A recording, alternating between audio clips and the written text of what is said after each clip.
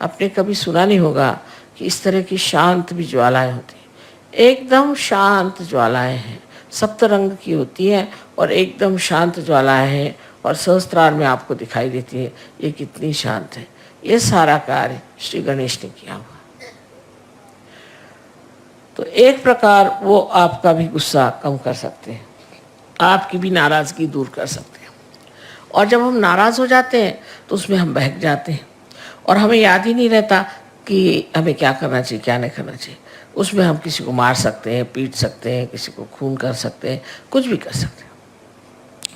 उस वक़्त जो कंट्रोल होता है वो श्री गणेश से होता है और श्री गणेश जो है आपके गुस्से को ठंडा कर देते हैं। अब देखिए कि ईसा मसीह भी उसी तरह के हैं कि उन्होंने ये बताया कि सबको क्षमा कर दो, जिसने तुम्हें तकलीफ दी उसके प्रति तुम गुस्सा करते हो, पर अगर तुम सबको क्षमा करना एक बार सीख लो कि सबको क्षमा कर दी। जिन्होंने उनको इतना अपमान करके, इतना सता करके और सूली पे चढ़ाया, उनके लिए भी उन्होंने परमात्मा से, अपने पिता से कहा कि हे पिता इनको क्षमा कर दो, क्योंकि ये जानते नहीं हैं कि क्या करें। ऐसे जब ईसा मसीह ने कहा तो आप सोचिए जिस लोगों ने उनको क्रूस पे चढ़ाया, इतना परेशान कर दिया, उनके लिए भी उन्होंने इतनी क्षमा की वृत्ति ली। सो ये उनका एक चरित्र है, एक स्वभाव है। और दूसरा भी ईसा मसीह का चरित्र ऐसा है कि जब लोग उनके मंदिर के सामने बैठ करके और चीज़ें बेच रहे थे, जैसे अपने यहाँ भी है, मंदिरों में लोग जाते हैं तो वहाँ चीज़ें बेचते हैं और वही चीज़ चढ़ाते हैं, जैसे एक नारियल को चढ़ाया फिर ला के उसको बेचते हैं, माने उसका बिजनेस बना लेते हैं। तब उन्होंने हाथ में एक खंडर लेके सबको मारा और कहा कि तुम ये बिजनेस नहीं कर सकते, तुम्हें अगर करना है तो ठीक है, जो कुछ भी है वो स्वच्छ तरीके से होना चाहिए। ये नहीं कि जो आप भगवान को चढ़ा रहे हैं उसको लाकर फिर बेच रहे हैं, जो हार भगवान को चढ़ा रहे हैं उनको लाकर फिर बेच रहे हैं। इस तरह की चीज़ उन्होंने कहा बिल्कुल ही गलत बात है। और इतना उन्हें क्रोध आया कि उन्होंने हाथ में हंटर लिया और उसको सबको तड़ातड़ मारना शुरू कर दिया। ये दूसरी साइड है। ऐसे ही श्री गणेश की भी एक दूसरी साइड है।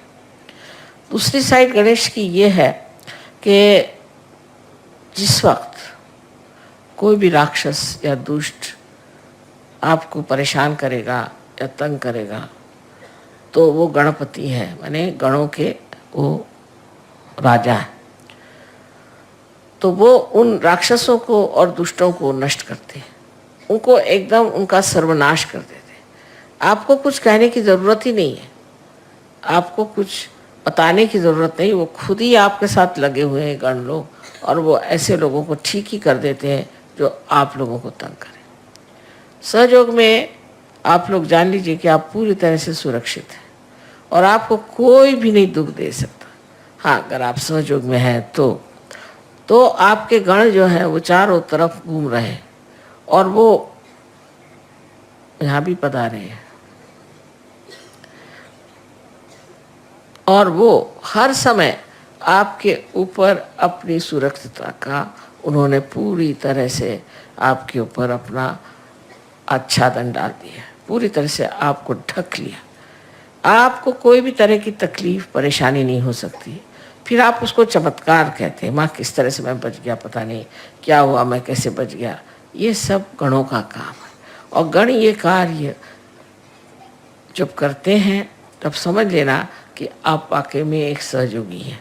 अगर वो ये कार्य आपके लिए नहीं करते हैं तब तो समझना है कि आप अभी तक पूरी तरह से सहयोगी नहीं हो। दूसरी बात गणों की ऐसी होती है कि हमेशा हमारे शरीर में भी वो कार्यान्वित रहते हैं।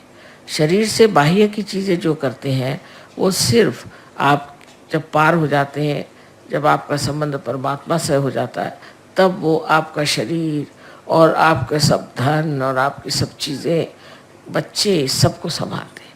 पर उससे पहले हमारे अंदर वो एंटीबॉडीज़ बन करके जीते हैं और ये जो एंटीबॉडीज़ होती हैं यही हमें रोगों से बचाती है और उससे हम लड़ झगड़ सकते हैं।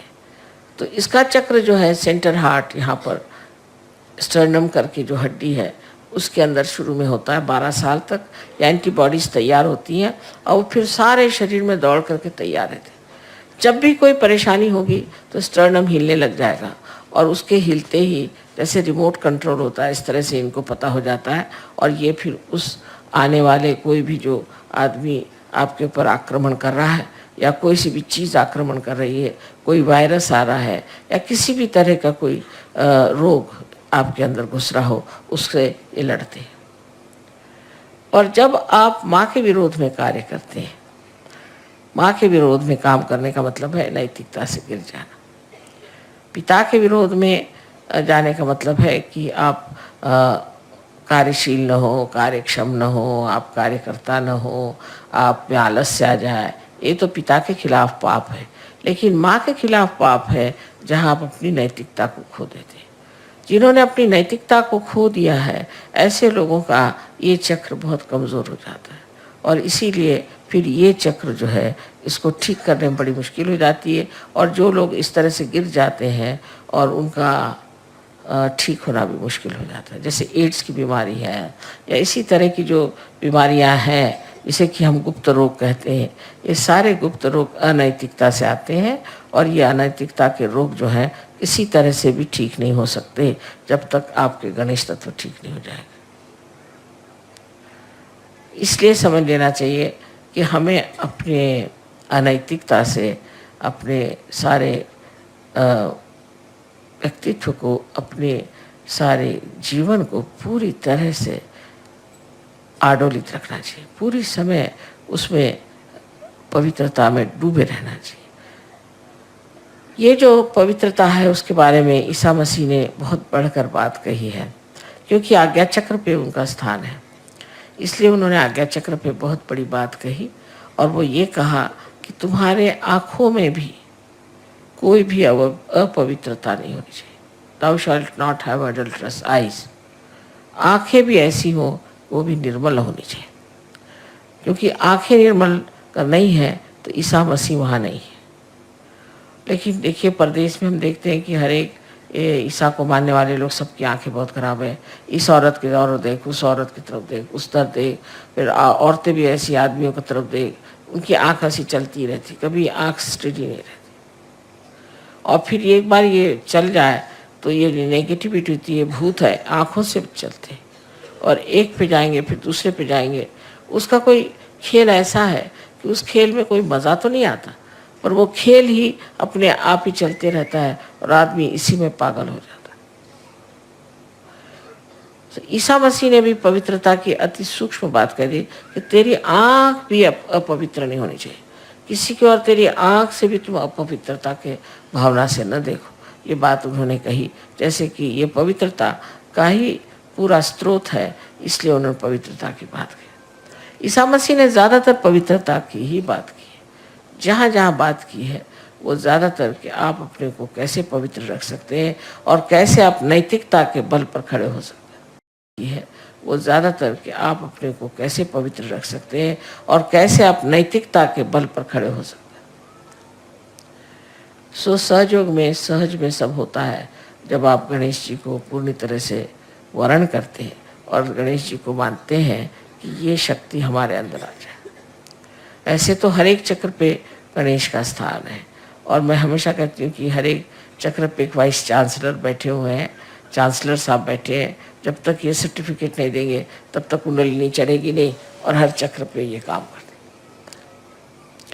तो आज के इस योग की मैंने बात बताई कि उनका जो दूसरा स्वभाव है कि जो अंगार है, उस अंगार को वो अंगार से भी ठंडा कर सकते हैं, वो पूरी तरह से कर सकते हैं। जैसे कि आपने देखा है जिस वक्त में रावण ने श्री राम के विरोध में बात की तो लंका में आग लग गई। तो आपके जो हनुमान जी हैं वो भी मंगलवार ही की उनकी पैदाइश है, और वो उनके पास नवधा शक्तियाँ हैं, उसके साथ ये दोनों ही मिल करके ऐसे काम करते हैं। तो समझ लेना चाहिए कि हमें अपने अनैतिकता से अपने सारे व्यक्तित्व को, अपने सारे जीवन को पूरी तरह से आडोलित रखना चाहिए, पूरी समय उसमें पवित्रता में डूबे रहना चाहिए। ये जो पवित्रता है उसके बारे में ईसा मसीह ने बहुत बढ़कर बात कही है, क्योंकि आज्ञा चक्र पे उनका स्थान है, इसलिए उन्होंने आज्ञा चक्र पे बहुत बड़ी बात कही।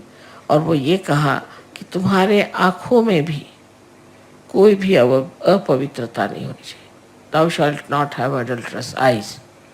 आँखें भी ऐसी हो, वो भी निर्मल होनी चाहिए, क्योंकि आँखें निर्मल नहीं है तो ईसा मसीह वहाँ नहीं है। लेकिन देखिए परदेश में हम देखते हैं कि हर एक ईसा को मानने वाले लोग सबकी आंखें बहुत खराब है। इस औरत की तरफ देख, उस औरत की तरफ देख, उस तरफ देख, फिर औरतें भी ऐसी आदमियों की तरफ देख, उनकी आंख ऐसी चलती रहती, कभी आंख स्टेडी नहीं रहती। और फिर एक बार ये चल जाए तो ये नेगेटिविटी होती है, भूत है, आँखों से चलते, और एक पे जाएंगे फिर दूसरे पे जाएंगे। उसका कोई खेल ऐसा है कि उस खेल में कोई मज़ा